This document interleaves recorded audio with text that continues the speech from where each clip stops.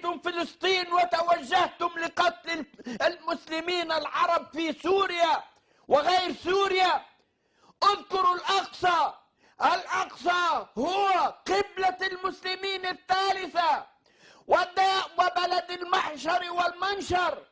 فلسطين، نسيتوا فلسطين لأن الصهاينة يريدون منكم أن تنسوا فلسطين. لا تذكروا الأقصى، نسوا الأقصى، نسوا سبحان الذي أسرى بعبده ليلا. هذه الآية نسخوها من القرآن الكريم. أن يطهر فلسطين والأقصى من رجس الصهاينة الذي يضع بعض العرب وبعض المسلمين أيديهم بأيديهم ويعانقونهم ويقابلونهم ويرسلون لهم الرسائل بأنهم الإخوان الأعزاء ويريدون لهم حياة مزدهرة.